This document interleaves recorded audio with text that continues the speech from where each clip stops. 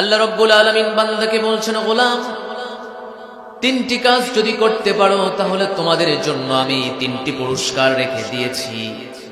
প্রথম নাম্বার পুরস্কার হলো আল্লাহ বলছেন, ফাউলাইক ইউবাদদিলুল্লাহু সাইয়্যাতিহিম হাসানাত। জোরে বলুন আল্লাহু আকবার। আল্লাহ তাআলা বলছেন, বান্দার জীবনে যত রকমের পাপ রয়েছে, ইউবাদদিলুল্লাহ বাদদালা ইউবাদদিলু, আল্লাহ পরিবর্তন করে দেবেন, সাইয়্যাতিহিম হাসানাত, বান্দার এই বদ আমলগুলো আল্লাহ তাআলা তার সওয়াব দ্বারা পরিবর্তন করে দিয়ে দেবেন। জোরে বলুন সুবহানাল্লাহ। প্রথম পুরস্কার বোঝা গিয়েছে। দ্বিতীয় পুরস্কার হলো আল্লাহ তাআলা বলছেন, ওয়া কানাল্লাহু গফুরুর রহিমা। ও বান্দা, আমি যেহেতু ক্ষমা করতে ভালোবাসি, এজন্য আমি বান্দা হিসাবে তোমাকে ক্ষমা করে দিয়ে দেব। জোরে বলুন সুবহানাল্লাহ। তিন নম্বর পুরস্কার হলো, যখন কোন বান্দাকে ক্ষমা করে দেওয়া হবে, ওই বান্দার জন্য আল্লাহ জান্নাত রেডি করে রেখেছেন। ওয়া ইউকাফির আনকুম সাইয়্যাতিকুম ওয়া ইউদখিলকুম জান্নাতিন তাজরি মিন তাহতিহাল আনহারু খালিদিনা ফিহা। জোরে বলুন আল্লাহু আকবার। যখন কোন আমার গোলামকে আমি ক্ষমা করে দিয়ে দেব, আমার যখন কোন গোলামকে আমি মাফ করে দিয়ে দেব, ওই বান্দাগুলোর জন্য জান্নাত একজন রেডি করে রেখেছেন। একটু আওয়াজ দিয়ে বলুন তিনি কে? আল্লাহ তাআলা অন্য জায়গায় বলেন, উলাইকা হুমুল ওয়ারিসুনাল্লাযীনা ইয়ারিসুনাল ফিরদাউস হুম ফিহা খালিদুন। জোরে বলুন আল্লাহু আকবার। আল্লাহ বলে তিনটি কাজ করবে, তিনটা পুরস্কার আমি আল্লাহ দিয়ে দেব। এক নম্বর কাজ হলো, বান্দা যাবতীয় জীবনে যত রকমের গুনাহ হয়ে গিয়েছে, আমি রহমান তোমার গুনাহগুলোকে সওয়াব দ্বারা পরিবর্তন করে দিয়ে দেব। এটা হলো প্রথম পুরস্কার। দ্বিতীয় নম্বর পুরস্কার হলো, আমি যেহেতু বান্দাকে ক্ষমা করতে ভালোবাসি, বান্দাকে ক্ষমা করে দিয়ে দেব। আর নাম্বার 3 হলো, ওই বান্দার জন্য সবচেয়ে বড় জান্নাত, জান্নাতুল ফিরদাউস দিয়ে দেব। আরো জোরে বলেন সুবহানাল্লাহ। হয় না, আরো জোরে বলতে হবে সুবহানাল্লাহ। আমার বন্ধুগণ, তাহলে আমরা জানলাম তিনটা পুরস্কার। কাজ তাহলে কয়টা? আরো জোরে বলতে হবে, কাজ কয়টা? কাজ হলো তিনটা। এক নম্বর কাজ কি? মহান রব্বুল আলামিন বলেন, ইল্লা মান তাব। ও আমার গোলামরা, এক নম্বর কাজ হলো, যারা নাকি পৃথিবীতে তওবা করে চলে, নিজের জীবনটাকে পরিশুদ্ধ করেছে, নিজের জীবনটাকে রিফর্মার্স করে একজনের সামনে দাঁড়ায়। একটু আওয়াজ দিয়ে বলতে হবে তিনি কে? আমার ভুল হতে পারে, আমি গুনাহ করতে পারি, আমার জাগতিক জীবনের ভিতরে হাজারো গুনাহ থাকতে পারে, তবে কথা হলো, আমি যখন আল্লাহর দিকে মোতাওয়াজ্জহ হয়ে বলবো, আল্লাহ আমি তোমারও গোলাম, ভুল হয়ে গিয়েছে, আল্লাহ বলবে, ওই বান্দাটাকে আমি আমার কাছে টেনে নেই। জোরে বলুন সুবহানাল্লাহ। আমার রব বান্দাকে ভালোবাসেন। তাওবা করলে ভুল তো মানুষ করবে সাধারণভাবে। একজন প্রাণী যে ভুলটা করে, মানুষকে আল্লাহ আকল দিয়েছেন, জ্ঞান দিয়েছেন, মানুষ ভুল করবে, কিন্তু ভুল করার পরে মানুষ যখন তওবা করে, ওই বান্দাটাকে আল্লাহ তাআলা বড় পছন্দ করেন। আমার নবীজি বলছেন, কুল্লু ইবনে আদম খাত্তাউন ওয়া খায়রুল খাত্তাইনা আত-তাওয়াবিন। প্রত্যেকটা বনি আদম সন্তান হলো পাপী, এর ভিতরে শ্রেষ্ঠ হলো তারা যারা পাপ করার পরে আমার কাছে তওবা করে। আমার কাছে শ্রেষ্ঠ মানুষ হলো তারা পাপ হয়ে গিয়েছে, আমার কাছে তওবা করে, এই মানুষগুলো আমার কাছে শ্রেষ্ঠ। বোঝা যায় রে বান্দা, পাপ বান্দার দ্বারাই সম্ভব, কিন্তু পাপ করার পরে আল্লাহর কাছে শ্রেষ্ঠ হলো তারা তওবা করে যারা। ঠিক কিনা? ভুল হতেই পারে, আমি মানুষ, আমারই ভুল হবে, নাসিয়ুন, ভুল করবে, এটাই স্বাভাবিক। আমার যে মানুষ, আমাকে আল্লাহ তাআলা ইনসান বলেছেন, ইনসান শব্দটা যেহেতু নাসিয়ুন থেকে এসেছে, ভুল তো মানুষ করবে, সুতরাং সাধারণভাবে অন্য কেউ নয়, আমি যেহেতু মানুষ, আমার দ্বারাই ভুল হবে, কিন্তু ভুল হওয়ার পরে একজনের কাছে ফিরে যেতে হবে। একটু আওয়াজ দিয়ে বলেন তিনি কে? আমার পাপ হয়ে গিয়েছে, কোন শয়তান আমাকে অ্যাটাক করে গুনাহের দিকে আমাকে নিয়ে গিয়েছে, কিন্তু আমি যখন বুঝে নেব এটা আমার জন্য পাপ কাজ, তখন আমার জন্য সঙ্গে সঙ্গে আল্লাহর দিকে মুতাওয়াজ্জহ হওয়া আমার জন্য লাজিম হয়ে গিয়েছে। সূরাত আলে ইমরান 135 নম্বর আয়াতে মহান রব্বুল আলামিন চমৎকার করে বলছেন, ওয়াল্লাযীনা ইযা ফাআলু ফাহিশাতান আও যালামু আনফুসাহুম যাকারুল্লাহ ফাস্তাগফিরু লিযুনুবিহিম ওয়া মান ইয়াগফিরুয-যুনুবা ইল্লাল্লাহ ولم يصروا على ما فعلوا وهم يعلمون জোরে বলুন আল্লাহু আকবার। والذين اذا فعلوا যারা নাকি ফাহিশাতান খারাপ কাজ করে, যাকারুল্লাহ যখন আল্লাহর কথা স্মরণ হয়ে যায়, ফাস্তাগফিরু লিযুনুবিহিম সঙ্গে সঙ্গে আল্লাহর কাছে তওবা করে ফিরে আসে। আল্লাহ বলে, ওয়া মান ইয়াগফিরুয-যুনুব ইল্লাল্লাহ, আমার চাইতে শ্রেষ্ঠ ক্ষমাকারী আর পৃথিবীতে কে আছে? কত গুনাহ হয়ে গিয়েছে, কত গুনাহ করেছেন, আল্লাহর কাছে আপনার গুনাহটা যত বেশি আপনার কাছে মনে হচ্ছে, কিন্তু আপনি মনে রেখে দেন, আপনি যখন আল্লাহর কাছে সকল কিছু ছেড়ে যখন আল্লাহর কাছে চাইবেন, নিষ্পাপ বলে যিনি ঘোষণা দিবেন তিনি কে? আমার বন্ধুগণ, হাদিসে কুদসির ভিতরে রব্বুল আলামিন চমৎকার করে বলছেন, ইয়া ইবনে আদম লাউ বালাগাত যুনুবাকা আলাস সামা সুম্মা ইস্তাগফারতানি গফারতু লাকা ওয়ালা উবালি। হে বনি আদমের সন্তানেরা, পাপটা কত পর্যন্ত পৌঁছিয়ে গিয়েছে? বালাগাত যুনুবাকা আলাস সামা, তোমার এই পাপ কি আসমান পর্যন্ত পৌঁছিয়ে গিয়েছে নাকি? যদি যায়, ফাস্তাগফারতানি, আমার কাছে ক্ষমা চাও, গফারতু লাকা ওয়ালা উবালি, হে বনি আদমের সন্তান, ওই আসমান পর্যন্ত তোমার পাপগুলোকে আমি মোচন করে দিয়ে দেব। আরো জোরে বলেন সুবহানাল্লাহ। তাহলে আমাদের ভুল হতে পারে, আমাদের গুনাহ হতে পারে, আমাদের সব কিছু হতে পারে, কিন্তু ফিরে যাওয়ার মতো মন মানসিকতা তৈরির প্রয়োজন আছে না নাই? আরো জোরে বলেন আছে না নাই? জমির আইল কাটতে গেছেন, কেউ দেখে নাই, ওই কাজ সেরে আছেন, আপনার ভাইও জানে না, যার জমি সেও জানে না, কিন্তু সকল মানুষের ক্যামেরা যদি বন্ধ থাকে, একজনের খোলা থাকে, তিনি কে? আপনি কি খেয়ানত করবেন? আল্লাহ পাক বলছেন, ইয়ালামু খাইনাতাল আয়ুন ওয়া মা তুখফিস সুদূর, বান্দা চোখের খেয়ানত কি হয়ে যায় সেটুকু আমি জানি। সুতরাং তুমি যে কার্যকলাপগুলো আমার সামনে করেছো সবগুলো একজন জানেন, তিনি কে? কে জানেন? আরো জোরে বলতে হবে, কে জানেন? আল্লাহ তাআলা সবকিছু জানেন। ভুল হয়ে গিয়েছে, আমি বলবো আল্লাহ আমার ভুল হয়ে গিয়েছে, একজনকে দুর্বল পেয়ে মেরেছি, একজনের কাছে ক্ষমার চাওয়ার রাস্তা আছে না নাই? তবে একটা বিষয়, যার কাছে ভুল করেছি তার কাছে ক্ষমা চাইতে, আরো জোরে বলেন, আরো জোরে বলেন। আলেমদেরকে দীর্ঘ 15 বছর যন্ত্রণা দিয়েছ, কাবা শরীফের গিলাফ ধরে দোয়া করলেও হবে না, আলেমদের কাছে ক্ষমা চাইতে হবে, ঠিক কিনা? আপনি ভুল করবেন, আমার কাছে কাবার গিলাফ ধরে দোয়া করবেন, লাভ হবে? আরো জোরে কন, হয় না, আরো জোরে কওয়া লাগবে। তাহলে বোঝা যায় একটা বিষয়, যার কাছে ভুল করে তার কাছে ক্ষমা চাইতে হয়। বোনের জমি মেরে খেয়েছেন, বোনের কাছে আপনাকে মাফ চাইতে হবে, আল্লাহর কাছে নয়।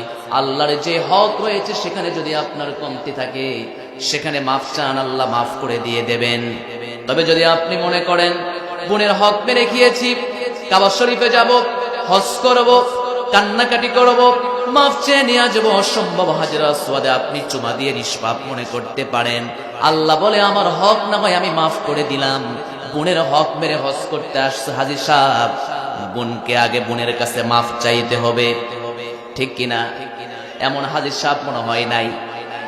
আছে আছে আছে, এখানেও আছে। কি বলেন? আমি তো মনে সব ফেরেশতা বসে আছে।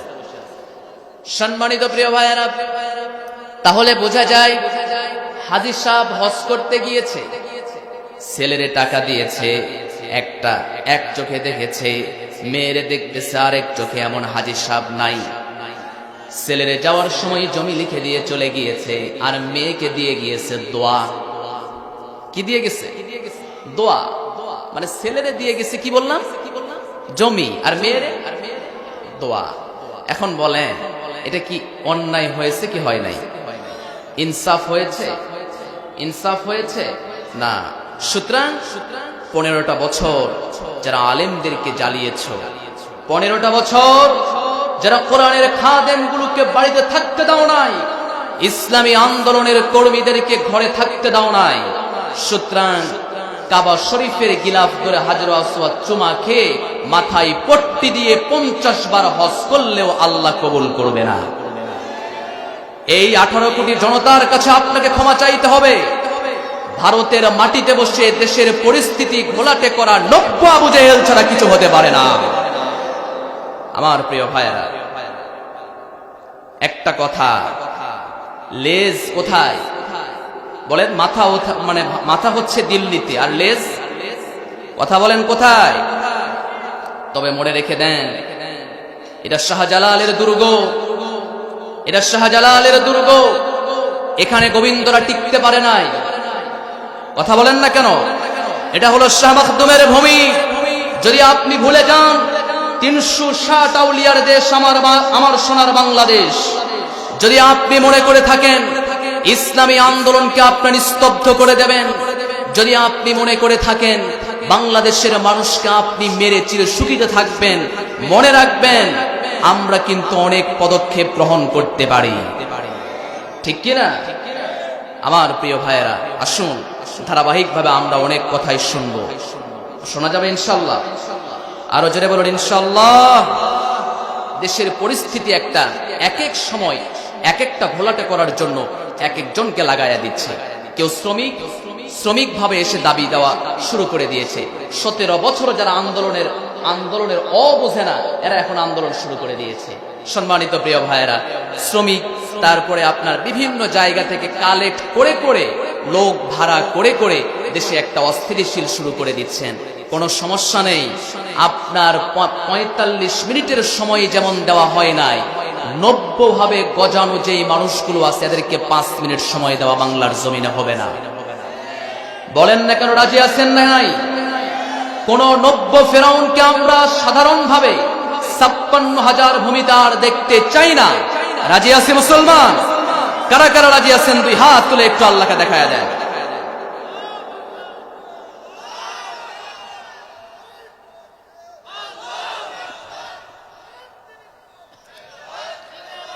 আল্লাহ সবার হাতকে কবুল করুক, জোরে বলুন আমিন। যতগুলো মানুষ তাকবীর দিলে আরো জোরে হওয়ার কথা, কিন্তু আপনাদের যে তাকবীরের একটা স্লো মোশন দেখলাম, মনে হয় না খেয়ে বসে আছে। সম্মানিত প্রিয় ভাইরা, আমি বলেছিলাম প্রথম গুণ হলো তাওবা। বলেন তো প্রথম গুণটা কি? প্রথম গুণ তাওবা। আল্লাহ রাব্বুল আলামিন বলছেন, গোলাম, ভুল তো বান্দার হয়। একটু আওয়াজ দিয়ে বলেন ভুল কার হয়? যে বান্দা তারই ভুল হবে, সাধারণভাবে অন্য কারো ভুল হয় না। আমি গোলাম, আমারই তো ভুল হবে। যিনি আমাকে সৃষ্টি করেছেন তার তো ভুল হওয়ার কোনো কথাই আসে না। আল্লাহ পাক বলছেন, বান্দা তুমি ভুলে যেও না, আমি তওবার জন্য, তুমি তওবা করো, আর আমি কবুল করার জন্য এখানে বসে আছি। মহান রব্বুল আলামিন চমৎকার করে বলেন, আলাম ইয়ালামু আন্নাল্লাহা হুয়া ইয়াকবালু التوبة عن عباده ويأخذ الصدقات وأن الله هو التواب الرحيم। জোরে বলুন আল্লাহু আকবার। আল্লাহ তাআলা বলছেন, তারা কি জানে না আমি তওবা কবুল করে থাকি? তারা কি জানে না বান্দার কাছ থেকে আমি সাদাকা গ্রহণ করে থাকি? ওয়া আন্নাল্লাহা হুয়াত তাওয়াবুর রহিম। আর আমার আল্লাহ বলেন, আমার চাইতে বড় তওবা কবুলকারী আর পৃথিবীতে কে আছে? আমি তো ক্ষমা করে দেই। জোরে বলুন সুবহানাল্লাহ। আমার আল্লাহ তাআলা পৃথিবীতে সর্বপ্রথম 2 জন মানুষের তওবা কবুল করেছেন, নাম হলো আদম আর হাওয়া। ঠিক কিনা? সর্বপ্রথম যেই 2 জন মানুষের তওবা কবুল করেছেন, আমাদের আদি পিতা ইব্রাহিম আলাইহিস সালাম, আমাদের আদি পিতা আদম আলাইহিস সালামের তাওবা কবুল করেছেন, হাওয়া আলাইহিস সালামের তাওবাও কবুল করেছেন। কেমন করে তওবা কবুল হয়ে গেল? পৃথিবীতে সর্বপ্রথম দুজন মানুষকে সৃষ্টি করা হয়েছে, আদম এবং হাওয়া আলাইহিস সালাম, দুইজনকে সৃষ্টি করা হয়েছে। আল্লাহ বলে তোমাদের জন্য একটা থাকার ব্যবস্থা করে দিয়েছি, সেটা হলো প্রথম দিকে জান্নাত। একটু আওয়াজ দিয়ে বলা যাবে কি? জান্নাতে তোমরা থাকবে। আল্লাহ রাব্বুল আলামিন সূরা বাকারা 35 নম্বর আয়াতে চমৎকার করে বলছেন, ওয়াকুলনা ইয়া আদাম উসকুন আনতা ওয়া যাওজুকাল জান্নাহ ওয়া কুলা মিনহা রাগাদান হাইথু শি'তুমা। জোরে বলুন আল্লাহু আকবার। ও আদম, ও হাওয়া, তোমাদেরকে আমি জান্নাতে বসবাসের জন্য নির্ধারণ করে দিলাম। ওয়াকুলা মিনহা রাগাদান হাইথু শি'তুমা, যা মন চাই স্বাচ্ছন্দ্যে তোমরা আহার করো, খেয়ে নাও, যা মন চাই খেয়ে নাও, আহার করো। এমন জান্নাত তোমাকে দিয়ে দিয়েছি, এমন জান্নাত তোমাকে দিলাম, যা মন চাচ্ছে। লাকুম ফিহা মা তাশতাহি আনফুসুকুম ওয়া লাকুম ফিহা মা তাদউন নুসুলাম মিন গফুরির রহিম। জোরে বলুন আল্লাহু আকবার। আদমকে ডাক দিয়ে বলে, আদম জান্নাতে থাকো, যা মন চাই খাও। ইন্না লাকা আল্লা তাজুআ ফিহা ওয়া লা তা'রা ওয়া আন্নাকা লা তাযমাউ ফিহা ওয়া লা তাদহা। জোরে বলুন আল্লাহু আকবার। ইন্না লাকা আল্লা তাজুআ ফিহা ওয়া লা তা'রা, লা তাজুআ ফিহা, সেখানে তোমরা ক্ষুধার্ত হবে না। ওয়া লা তা'রা, এমন জান্নাতে তোমাদেরকে দিলাম যে জান্নাতে তোমরা নগ্ন হবে না। ওয়া আন্নাকা লা তাযমাউ ফিহা, তোমরা তৃষ্ণার্ত হবে না। ওয়া লা তাদহা, রৌদ্রে কষ্টে পতিতে যে কষ্ট রয়েছে এই কষ্ট তোমরা পাবে না। এমন জান্নাতে আদম আর হাওয়াকে দিলেন। আল্লাহ বলে তোমাদেরকে দিলাম এত নিয়ামত দ্বারা পরিপূর্ণভাবে, চাও নাই তারপরও তোমাদেরকে নিয়ামত দিয়েছি। তবে তোমাদের জন্য আমার দুটি নির্দেশ রয়েছে, দুটি সতর্ক রয়েছে। কয়টা সতর্ক? আরো জোরে বলতে হবে, কয়টা? দুইটা সতর্ক। এক নম্বর সতর্ক হলো ওয়ালা তাকরাবা হাদিহিশ শাজারা ফাতাকুনা মিনাল যালিমিন। একটাই কথা, প্রথম সতর্ক হলো ওই যে গাছ দেখো, ওই গাছের ধারে কাছেও যাওয়া যাবে। আরো জোরে বলেন, ধারের কাছেও যাওয়া যাবে। ফাতাকুনা মিনাল যালিমিন, যদি যাও তাহলে খুসরানদের ভিতরে অন্তর্ভুক্ত হয়ে যাবে, জালেমদের ভিতরে অন্তর্ভুক্ত হয়ে যাবে। এটা হলো প্রথম সতর্ক বার্তা। দ্বিতীয় সতর্ক আল্লাহ রাব্বুল আলামিন চমৎকার করে বলছেন, ফাকুলনা ইয়া আদামু ইন্না হাযা আদুউল লাকা ওয়া লিযাওজিক লিইখরিজান্নাকুমা মিনাল জান্নাতি ফাতাশকা। জোরে বলুন আল্লাহু আকবার। দুটা সতর্ক। প্রথম সতর্ক হলো ওয়ালা তাকরাবা হাদিহিশ শাজারা, ওই গাছের ধারে কাছেও যাবে না। ফাতাকুনা মিনাল যালিমিন, যদি যাও তাহলে জালেম হয়ে যাবে। আর দুই নম্বর সতর্ক হলো তোমাদেরকে যেন শয়তান যেন তোমাদেরকে অ্যাটাক করতে না পারে। আদুওয়াল্লাক ওয়ালিযাওজিক, তোমারও শত্রু, তোমার স্ত্রীরও শত্রু, যদি তোমাদেরকে অ্যাটাক করে ফেলে। লিইখরিজান্নাকুমা মিনাল জান্নাতি ফাতাশকা, মনে রেখে দাও জান্নাত থেকে তোমাদেরকে বের করে দেওয়া হবে। আর ফাতাশকা, লাঞ্ছনায় তোমরা ভরপুর হয়ে যাবে। সুতরাং শয়তানের পদাঙ্ক তোমরা দুজনে অনুসরণ করবে না। কিন্তু শয়তানের কাজ তো মানুষকে ধোঁকা দেওয়া, ঠিক কিনা জোরে বলেন?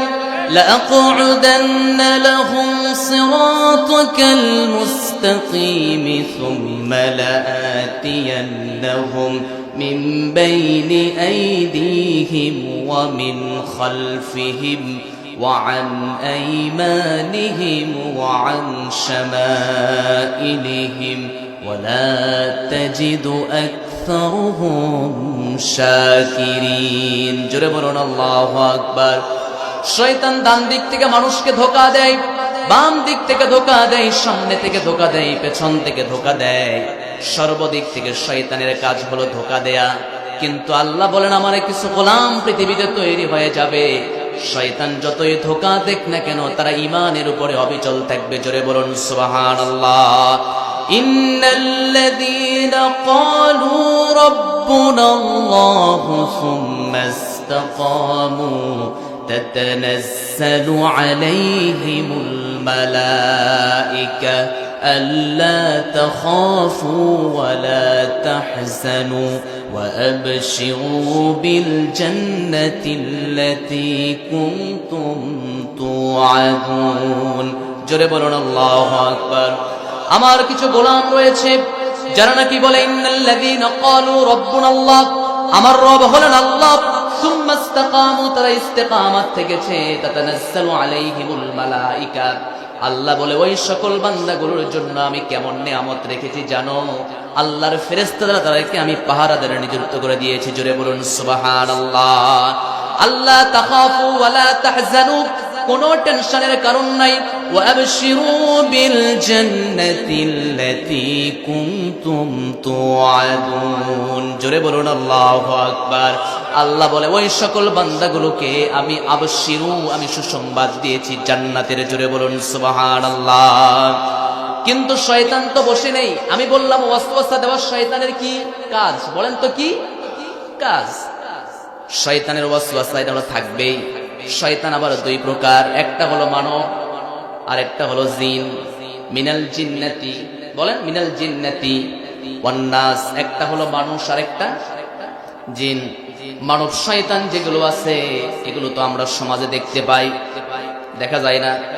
15 বছর এক শয়তানকে তো আপনারা তাড়াইছেন, এটাও সবচেয়ে বড় জালেম এবং শয়তান, ঠিক কিনা? সবচেয়ে বড় শয়তান। আপনি বলবেন শয়তান কেমনে? শয়তান তো এজন্যই, শয়তানের কাজটা কি ছিল ভাই? শয়তানের কাজ ছিল ওয়ালা তা'রা, উলঙ্গ করে দেওয়া মানুষকে, বুঝতে পেরেছেন? নগ্নতায় প্রকাশ করে দেওয়া। বিগত 16 বছরে পরিমণির মতো নগ্ন মেয়েদেরকে জেলখানা থেকে বের করে দেওয়া হয়েছে হাতে মেহেদি পরিয়ে। অপরদিকে নন্দিত মুফাসসির 50টি বছর তাফসীর করে তাকে জেলখানাতেই বিদায় করিয়ে দেওয়া হয়েছে। এটা কি নগ্নতা নয়? সুতরাং আমরা চাই এদেশের মাটিতে কিছু বিচার হোক আর না হোক, আল্লামা সাঈদীর খুনিদের বিচার আমরা দেশের মাটিতে আমরা দেখতে চাই। এমতের পক্ষে কারা কারা রাজি আছেন? মুসলমান দুই হাত তুলে আল্লাহকে দেখায়া দেন।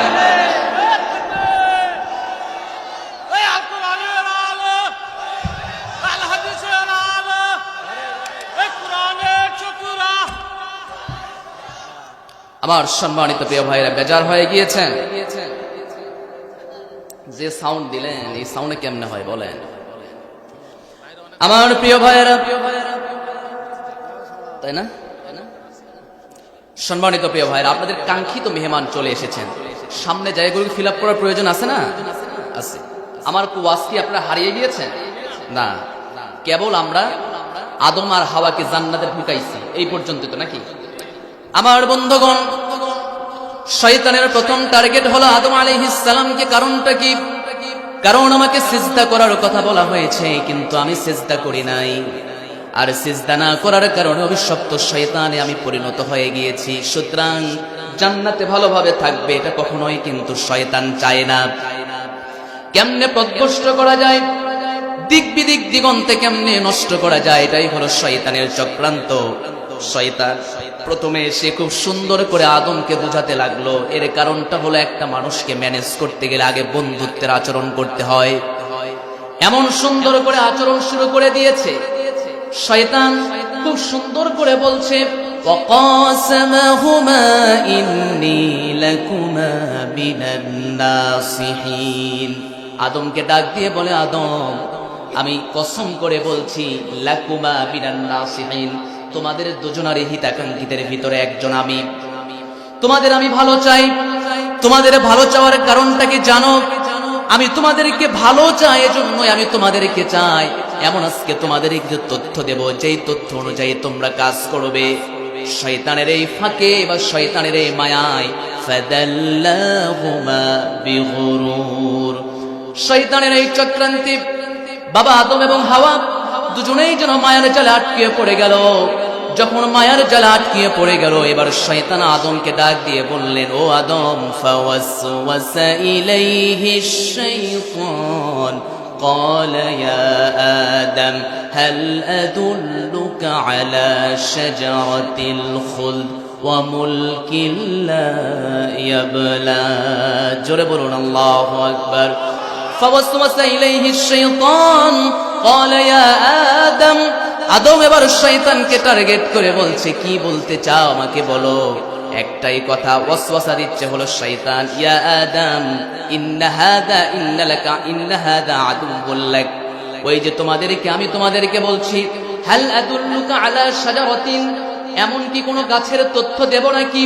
কি এমন গাছের তথ্য দেবে যে গাছের তথ্য তোমাদেরকে দিতে চাই?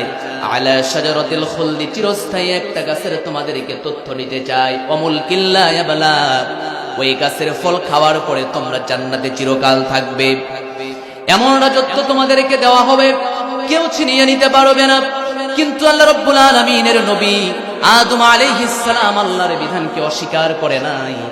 একটা বিষয় আমরা মনে করতে পারি যে আদম মনে হয় ভুল করেছিল, আমরা ভুল বলবো না, কারণ সকল নবীকে নিষ্পাপ যিনি ঘোষণা করেছেন তিনি কে? আল্লাহ তাআলা বলছে আদমের কোনো ভুল ছিল না, কিন্তু তার মনে ছিল না, এটা তার বড় বিষয়। আল্লাহ রাব্বুল আলামিন বলেন, ওয়ালাকাদ আহিদনা ইলা আদম মিন ক্বাবলু ফানাসিয়া ওয়া লাম নাজিদ লাহু আজমা।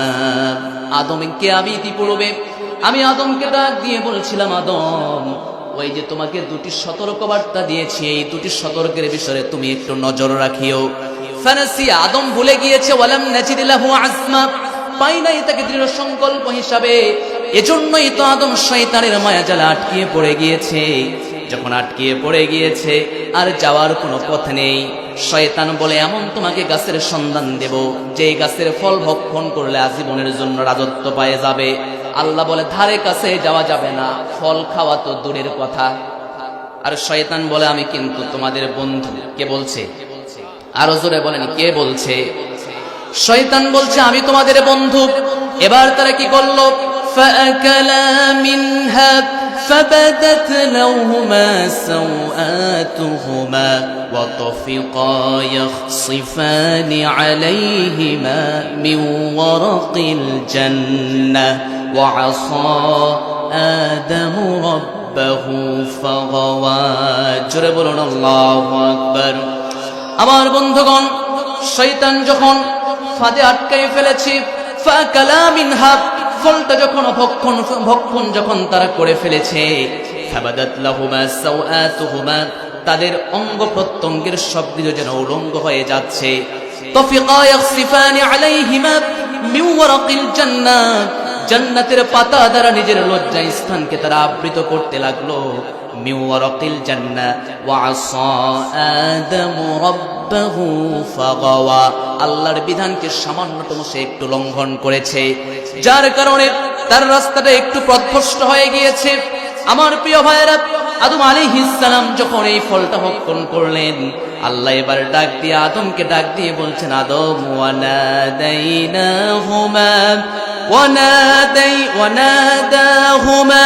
রব্বুহুমা আলাম আনহাকুমা আন تلكما الشجرة وأقل لكما إن الشيطان لكما عدو مبين جرب الله أكبر। আলাম আনহাকুমা, ওই গাছের ধারে কাছে যাইতে কি আমি নিষেধ করি নাই? ওয়ানাদাহুমা, তোমাদের দুইজনকে নিষেধ করি নাই, তাহলে কেন গিয়েছো? আলাম আনহাকুমা রব্বুকুমা আন তিলকুমা শাজারা ওয়া কুল্লাকুমা, তোমাদের দুইজনের শত্রু আমি বলেছিলাম শয়তান, কিন্তু কেন পদাঙ্ক অনুসরণ করেছো? কেন করেছো? জবাব নাই। আল্লাহ এবার বলছে, কুলনা হাবিতু মিনহা জামিআন ফাইম্মা ইয়াতিয়ান্নাকুম মিন্নি হুদা فمن تبع هداي فلا يضل ولا يشقى جرب الله أكبر। আমার বন্ধুগণ, আদম আলাইহিস সালাম খেয়ে ফেললেন। আল্লাহ বলে কোনো সমস্যা নাই, এখন নেমে যাও। কুলনা হাবিতু মিনহা জামিআন ফাইম্মা ইয়াতিয়ান্নাকুম মিন্নি হুদা ফামান ইত্তাবা'a হুদা ফালা ইয়াদিল্লু ওয়ালা ইয়াশকা। আমার কথাকে তোয়াক্কা করো নাই, ভুলে গিয়েছো, সংকল্পে দৃঢ়তা তোমাকে পাই নাই, সুতরাং তুমি এখান থেকে বের হয়ে যাও, নেমে যাও। এবার যখন তাদেরকে দুইজনকে দুই প্রান্তে নামিয়ে দেওয়া হলো, অনুশোচন আর আফসোস তাদের ভিতরে জাগ্রত হয়ে গেল। তারা চিন্তা করলো, কি এমন ভুল করলাম? জান্নাতে ছিলাম, ইন্নালাকা আল্লা তাজুআ ফিহা ওয়ালা তারা, যেখানে ছিলাম এয়ার কন্ডিশন ছিল, সব ছিল, কত শান্তিতে ছিলাম, ক্ষুধাও লাগে না, উলঙ্গ হই না, লা তাদমা তৃষ্ণার্ত হই না, ওয়ালা তাদহা রোদ্রে কষ্টে পতিত হওয়ার মতো কষ্ট আমাকে উপভোগ করতে পারে না। এত সুন্দর একটা জায়গায় থাকলাম, ভুল হওয়ার কারণে সেখান থেকে চলে আসলাম।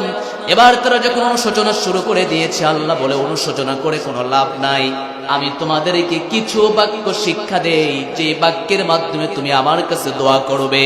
সবাই বলুন আমার সাথে, রব্বানা যালামনা আনফুসানা ওয়া ইল্লাম তাগফির লানা ওয়া তারহামনা লানাকুনান্না মিনাল খাসিরিন। সবাই পড়ুন, রব্বানা যালামনা أنفسنا وإن لم تغفر لنا وترحمنا لنكونن من الخاسرين ربنا ظلمنا ও আমার রব ظلمنا জুলুম করেছি আনফুসানা নিজের নফসের প্রতি জুলুম করেছি তোমরা বলো নিজের নফসের প্রতি জুলুম করেছি আনফুসানা ওয়া ইল্লাম তাগফির লানা যদি আপনি ক্ষমা না করেন ওয়াতারহামনা যদি মাফ না করেন রহম না করেন লানাকুনান্না মিনাল খাসিরিন তাহলে খুসরানদের ভিতরে অন্তর্ভুক্ত হয়ে যাব ক্ষতিগ্রস্তদের ভিতরে অন্তর্ভুক্ত হয়ে যাব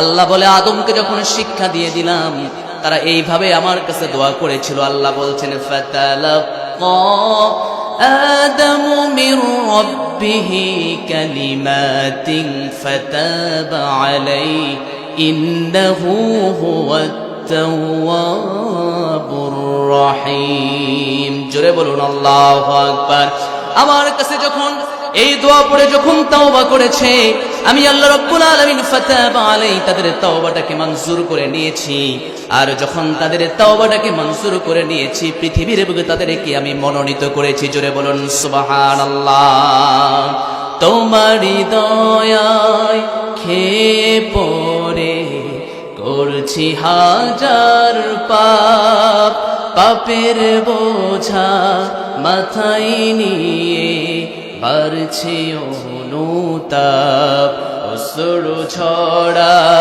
মিনতি ওগো অশ্রু ঝরা মিনতি ওগো ক্ষমা করে দাও হেরার আলো পাপের কালো নাও মুছিয়ে নাও আমার জীবন তোমারই রঙে দাও রাঙিয়ে দাও চাইনি কিছু তবুও তুমি করলে সবই দান মনের শয়তান জোরে বাজে তোমার নামের গান সরল সঠিক পথে চলার আলো তুমি দাও হেরার আলো পাপের কালো নাও মুছিয়ে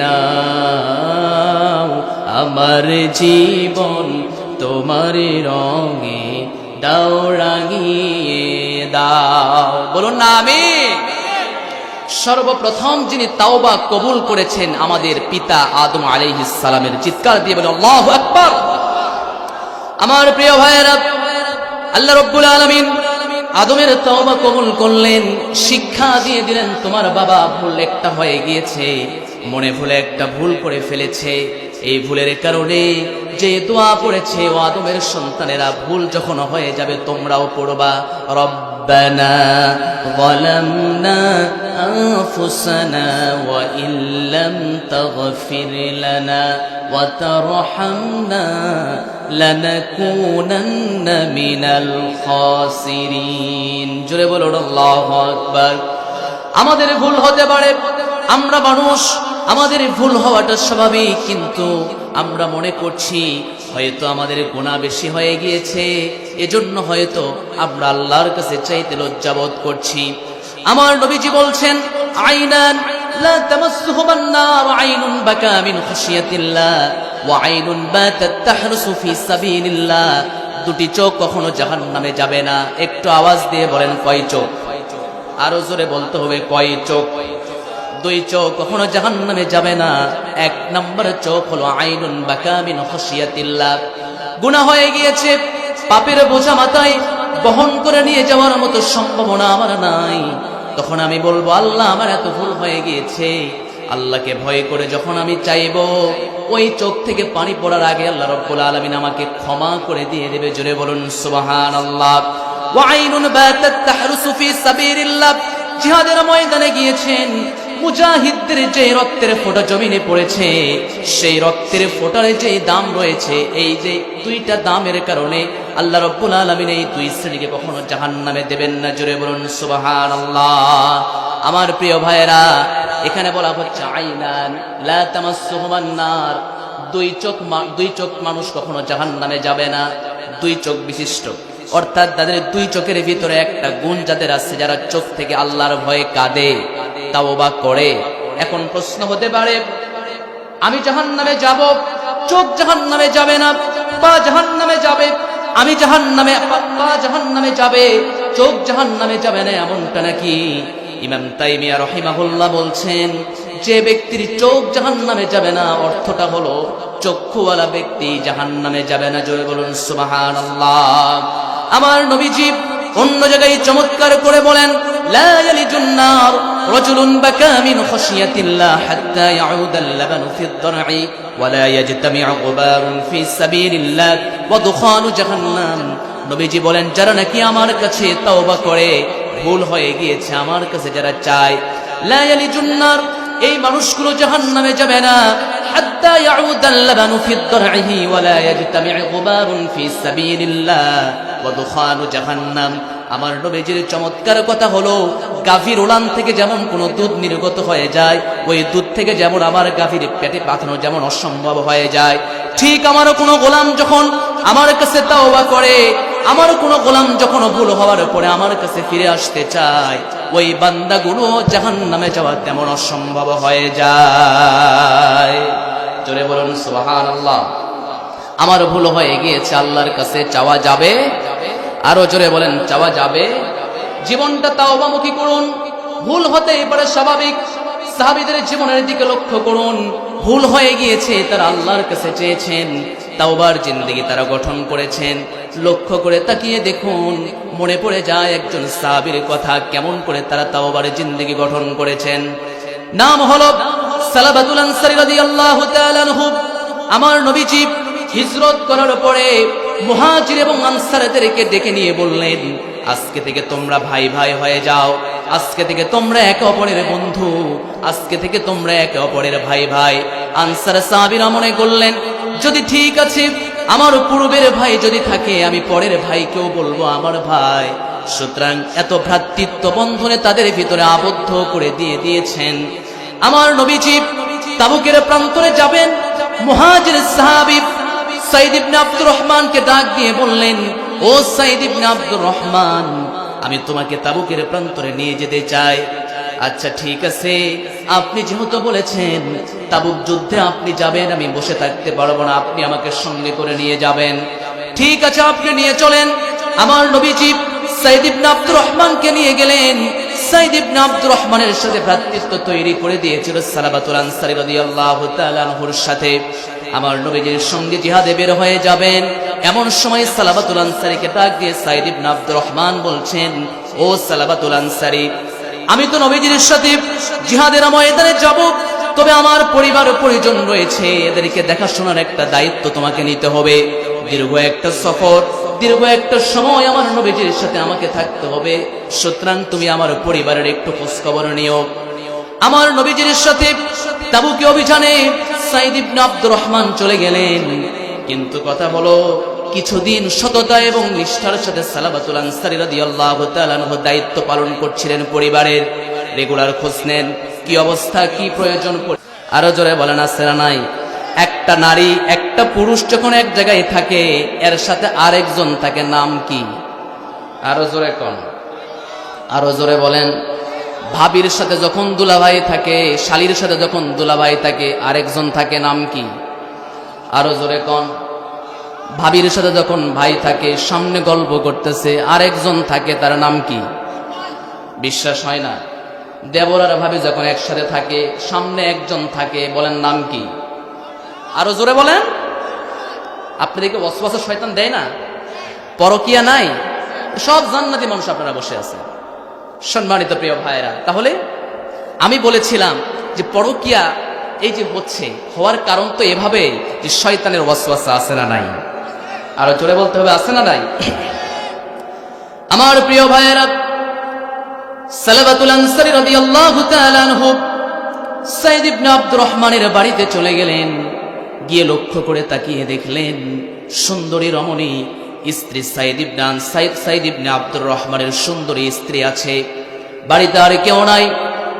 লক্ষ্য করে যখন তাকিয়ে দেখলেন, নিজেকে আকর্ষিত মনে করলেন এবং আকর্ষণ যেন তার দিকে যেন টানছে, হাতটা ধরার জন্য, স্পর্শ করবেন এই জন্য হাতটা আগিয়ে দিয়েছেন। হাতটা কেবলমাত্র তিনি ধরবেন, সঙ্গে সঙ্গে সাইদ ইবনে আব্দুর রহমানের স্ত্রী ডাক দিয়ে বলছেন, গো আল্লাহর নবীর সাহাবী সালাবাতুল আনসারী, তুমি কিন্তু একজন আল্লাহর নবীর সাহাবী, জেনে রেখে দাও তুমি যে আমার হাত ধরার জন্য এখানে উদ্ধত্ত আচরণ করছো আমার সাথে, এবং আমার সাথে অনেক জোরালো তুমি আচরণটা করছো, মনে রেখে দাও তোমার কিন্তু ভাই কিন্তু তোমার আমার ফ্যামিলিকে কিন্তু এখানে আমানতদারিতা কিন্তু রেখে গিয়েছে। তোমার এক ভাই জিহাদের প্রান্তরে চলে গিয়েছে, তোমাকে এখানে রেখে চলে গিয়েছে, আর তুমি এখানে আমার সাথে কুকর্মের জন্য লিপ্ত হওয়ার জন্য তুমি এখানে স্পষ্ট কাজ করা শুরু করে দিতে চাচ্ছ। মনে রেখে দাও সাহাবী নবীর সাহাবী কিন্তু তুমি, সুতরাং ভুলে যাওয়া কখনো চলবে না। সালাবাতুল আনসারী সুন্দরী স্ত্রীর কথা শোনার পরে অবাক হয়ে গেলেন, ভিতরে ঝড়ের তাণ্ডব শুরু হয়ে গেল। আহারে কি এমন ভুলটা না করলাম, আমার একদিনই ভাই জিহাদের ময়দানে বের হয়ে গিয়েছেন, আমাকে আমানতের দায়িত্ব দিয়েছেন, কিন্তু খেয়ানত করে ফেলেছি। জঙ্গলে জঙ্গলে তিনি ঘুরে বেড়ান, আফসোস করছেন আর মনে মনে ভাবছেন কেমনে মাফ পাওয়া যায়, কি করলে মাফ পাওয়া যায়। আল্লাহর কাছে বলছেন, আল্লাহ আপনি আমাকে ক্ষমা যদি না করে দেন, পৃথিবীর এমন কোন দরজা নেই যেই দরজা আমাকে ক্ষমা করতে পারে। বিভিন্ন জায়গায় ঘোরেন, নিজেকে মনে হয় পৃথিবীর সবচাইতে নিকৃষ্ট মানুষ। সালাবাতুল আনসারী রাদিয়াল্লাহু তাআলা আনহু বিভিন্ন জায়গায় ঘোরাফেরা করেন, আল্লাহর কাছে তাওবা করেন। আমার নবীজি তাবুক অভিযান থেকে ফিরে আসলেন, মদিনার সাহাবীরা গাজী ভাইদেরকে সংবর্ধনা দেওয়ার জন্য দাঁড়িয়ে থাকলেন। সকল সাহাবীদেরকে দেখা যায়, কিন্তু একজনকে দেখা যায় না। সালাবাতুল আনসারী রাদিয়াল্লাহু তাআলা আনহু সাইদ ইবনে আব্দুর রহমান বাসায় চলে গেলেন। সাইদ ইবনে আব্দুর রহমান বাসায় গিয়ে স্ত্রীকে ডাক দিয়ে বললেন, স্ত্রী সালাবাতুল আনসারী তোমার কেমন খোঁজ খবর নিয়েছে।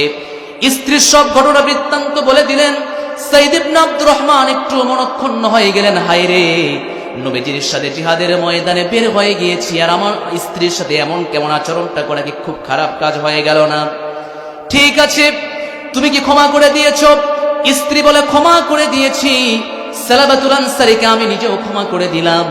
সে তো পাগলের মতো হয়ে গিয়েছে, সে চায় যেন আল্লাহ তাকে ক্ষমা করে দিয়ে দেয়। কোথায় গিয়েছে জানি না, তবে শুনলাম সালাবাতুল আনসারী নাকি জঙ্গলে জঙ্গলে বেড়াচ্ছে, আর সেখানেই নাকি তাওবার জন্য আল্লাহর কাছে ফরিয়াদ করছে। মদিনার দিক প্রান্তর ভাবে চারদিকে খোঁজা শুরু করে দিলেন। সাইদ ইবনে আব্দুর রহমান খুঁজতে খুঁজতে একটা দূর জায়গায়, পাহাড়ি একটা অঞ্চলে যেন তাকে পাওয়া গেল।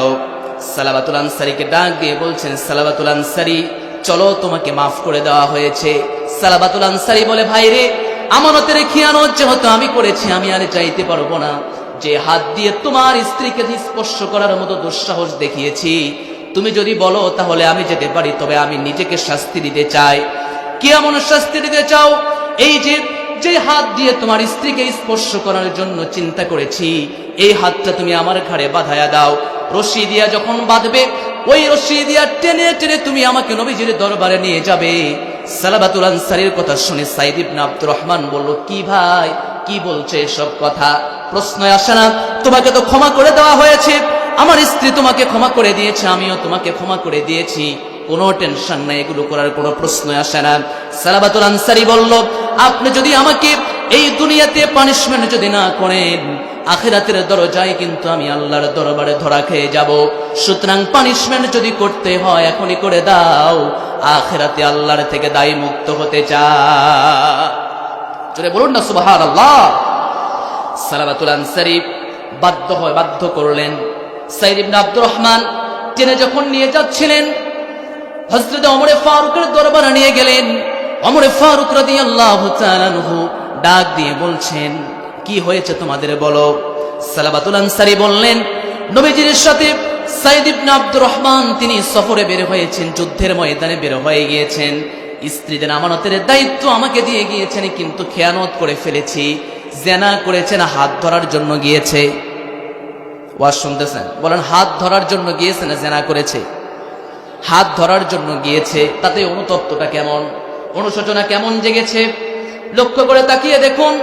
কেমন ছিল তাদের ভয়, কেমন ছিল তাদের আল্লাহর প্রতি তাওবা। লক্ষ্য করে তাকিয়ে দেখুন হযরত ওমর ফারুক রাদিয়াল্লাহু তাআলা আনহু লক্ষ্য করে এবার ডাক দিয়ে বলছেন, কোনো সমস্যা নাই, তবে তুমি যেহেতু তোমার ভাইয়ের আমানতের খেয়ানত করেছো, তোমার এখানে কোনো ক্ষমা নাই। সালাবাতুল আনসারীর মন খারাপ। চলে গেলেন আমার নবীজির পরম বন্ধু হযরত আবু বকরের কাছে চলে গেলেন। চলে যায় ডাক দিয়ে বলেন, আবু বকর, এই ভুলটা আমি করে ফেলেছি। আবু বকর বলে, তোমার কোনো ক্ষমা নাই। আলীর কাছে চলে গেলেন। আলী বলে, কোনো ক্ষমা নাই। তিনি বুঝতে পারলেন, সকল দরবার যদি আমার নিরাশ হয়ে যায়, জনাবে মুহাম্মদুর রাসূলুল্লাহ সাল্লাল্লাহু আলাইহি ওয়াসাল্লামের দরজা তো আমার জন্য খোলা আছে। নবীজির দরবারে চলে গেলেন। রাসূলকে বৃত্তান্ত সবকিছু ঘটনা খুলে বলা হলো। আমার নবীজি যখন সকল ঘটনা শুনলেন, আমার নবীজি বললেন, দূর হয়ে যাও, তোমার জন্য কোনো ক্ষমার এখনো কোনো ঘোষণা আসে নাই। সালাবাতুল আনসারী দৌড় দিয়ে চলে গেলেন পাহাড়ের পাদদেশে। পাহাড়ের উপরে উঠে আল্লাহর কাছে ডাক দিয়ে বললেন, ওগো মালিক, আমি আপনার জন্য গোলাম, আর আপনি হচ্ছেন আমার মনিব, আপনি হচ্ছেন মালিক। আবু বকরের দরজায় গেলাম, আমাকে তাড়িয়ে দিয়েছে। ওমরের দরজায় গিয়েছি, তাড়িয়ে দিয়েছে। হযরতে ওমর ফারুকের দরজায় গেলাম, সেখানেও তাড়িয়ে দিয়েছে। এমনকি রাহমাতাল লিল আলামিন জনাবে মুহাম্মদুর রাসূলুল্লাহ সাল্লাল্লাহু আলাইহি ওয়াসাল্লামের দরজায় পর্যন্ত গিয়েছে, সেখানেও তাড়িয়ে দিয়েছে।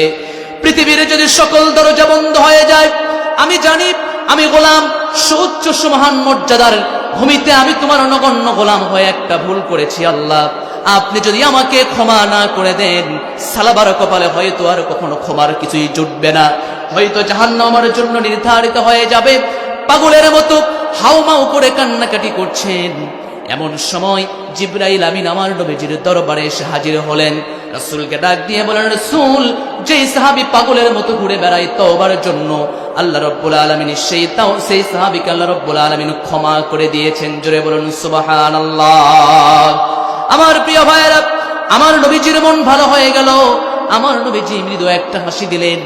ডাক দিয়ে সকল সাহাবীকে ডাক দিয়ে বললেন, সালাবার তওবা কবুল হয়ে গিয়েছে। কে আছো? সালাবাকে ডেকে আমার সামনে নিয়ে আসবে। আলী বললেন, আমি নিয়ে আসবো। ওমরে ফারুক বললেন, আমি নিয়ে আসবো।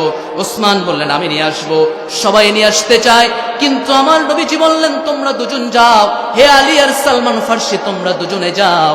ওই দুজন তোমরা যায়, তোমরা আমার সালাবাকে সামনে নিয়ে আসো। সালাবাকে খোঁজা হলো। মদিনার উপকণ্ঠে অনেক জায়গায় খোঁজাখুঁজি করা লাগলো, কিন্তু সালাবাকে পাওয়া যায় না। গ্রামের কোন কৃষকগুলো জমিতে অনেক কাজকর্ম করছে। জিজ্ঞেস করা হচ্ছে, একজন মানুষকে, অপরিচিত কোনো মানুষকে দেখেছো নাকি?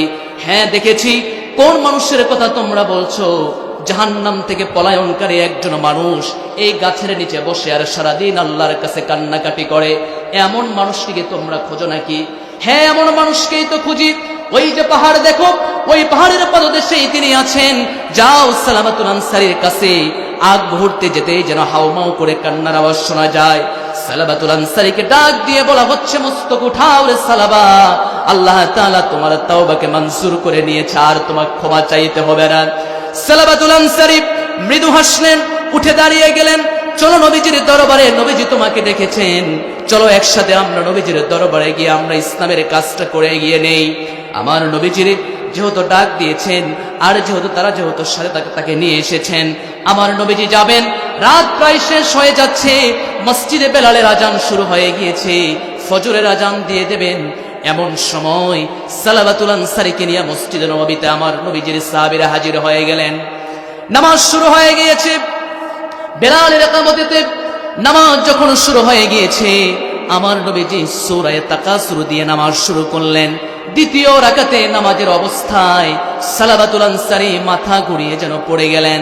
নামাজ শেষ হয়ে গেল। সালমান ফার্সি আরেক সাহাবীকে বললেন, চোখ মুখে একটু পানি ছিটা দিয়ে দেখো বেঁচে আছে নাকি। না না, যেই সালাবাতুল আনসারী বেঁচে থাকার কথা তিনি আর নাই, তিনি তো পরপারে চলে গিয়েছেন। সালাবাতুল আনসারী পৃথিবী থেকে চলে গেলেন। আমার নবীজি বললেন, যে সাহাবীর জন্য ক্ষমার ঘোষণা আসমান থেকে আসে, এই সাহাবীর জন্য জানাজার নামাজ অন্য কেউ পড়াতে পারবে না, স্বয়ং আমি নবী তার জানাজার ইমামতি করে নামাজ পড়াতে চাই। জোরে বলুন সুবহানাল্লাহ। আমার নবীজি নামাজ পড়ালেন, জানাজা সম্পূর্ণ হয়ে গেল। জানাজা শেষ করে যখন বাড়ির দিকে চলে আসবেন, এমন সময় তিনি পা টিপে টিপে হাঁটছিলেন, খুঁড়ে খুঁড়ে হাঁটছিলেন। এক পা দেন আরেক পা দিচ্ছেন না, এমন ভাবে হাঁটা চলা করছেন। ওমরে ফারুক লক্ষ্য করে বলছেন, হে রাসূল, আপনি কি পায়ে ব্যথা পেয়েছেন নাকি? না না ওমর, আমি তো পায়ে ব্যথা পাই নাই। তাহলে এমন করে হাঁটছেন কেন? খুঁড়িয়ে খুঁড়িয়ে হাঁটার কারণটা কি? বৃদ্ধাঙ্গুলির উপরে ভর করে চলার কারণটা কি? আমার নবীজি বললেন, ওমর, আজকে এমন একটা মানুষের জানাজায় শামিল হয়েছি রে, এমন একটা মানুষের জানাজায় শামিল হয়েছি, এমন একটা মানুষের জানাজায় আজকে দাফন কার্য আমরা সমাপ্ত করেছি।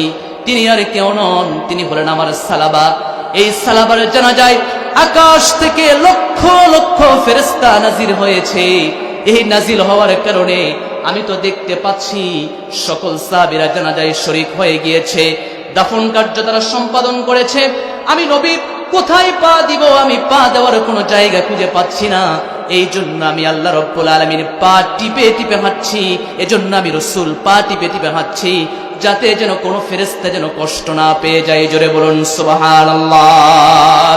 রাশি রাশি রহম তুমি করেছ নাজিল, শত শত বিপদ মাবুদ করেছ বাতিল, শত নাফরমানি করি প্রতিদিন, ক্ষমা রহম করো তবু সীমাহীন, কুমন্ত্রণা দিয়ে যায় আজাজিল, তওবা আমার তুমি করো না বাতিল, তওবা আমার তুমি করো না বাতিল। বলেন না আমিন। এমন তওবার জিন্দেগির প্রয়োজন আছে না নাই? আরো জোরে বলতে হবে, আছে না নাই? এমন তওবার জীবন গঠন করলেন, আজীবনের জন্য ইতিহাসের পাতায় থেকে গেল। ইতিহাস বলছে সালাবার মতো খাঁটি তওবা প্রত্যেকটা মুমিনের করার প্রয়োজন। কথা বলেন না কেন? আছে না নাই? আছে আছে আছে আছে। সম্মানিত প্রিয় ভাইরা, আমি বলছিলাম তিনটা গুণ বান্দার জন্য বড় জরুরি।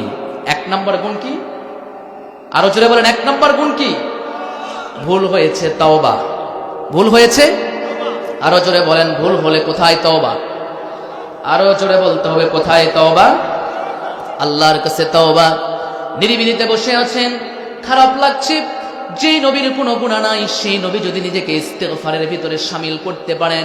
ইয়া আইয়ুহান নাস ইন্নামা দাল্লা মান ক্বাবলাকুম আন্নাহুম কানু ইযা সারাকাশ শরীফ তারাকু ওয়া ইযা সারাকাদ দাঈফ ফীহুম মাকামু আলাইহিল হাদ। ওয়াইমুল্লাহ লাউ আন্না ফাতিমাতা বিনত মুহাম্মাদিন সাল্লাল্লাহু আলাইহি ওয়াসাল্লাম সারাকাত লাকাতা মুহাম্মাদুন ইয়াদাহা। আমার নবীজি বললেন, আমার পূর্বের পরের সমস্ত গুনাহগুলোকে একজন ক্ষমা করে দিয়েছেন। একটু আওয়াজ দিয়ে বলেন, তিনি কে? আরো জোরে বলতে হবে, তিনি কে? লিয়াগফির লাকাল্লাহু মা তাকদ্দামা মিন যামবিক ওয়া মা তাআখার ওয়া ইউতিম্মা নি'মাতাহু আলাইকা ওয়া ইয়াহদিয়াকা সিরাতাম মুস্তাকিমা। জোরে বলুন আল্লাহু আকবার। আল্লাহ রাব্বুল আলামিন বলছেন, গোলাম আমি তো বান্দাকে ক্ষমা করতে চাই যে রাসূলের জীবনে কোনো গুনাহ ছিল না, পূর্বের গুনাহ মাফ করে দেওয়া হয়েছে, পরের গুনাহও মাফ করে দেওয়া হয়েছে। সেই নবী বারবার তিনি দোয়া করেছেন আল্লাহর কাছে, ও আল্লাহ আমাকে ক্ষমা করে দাও।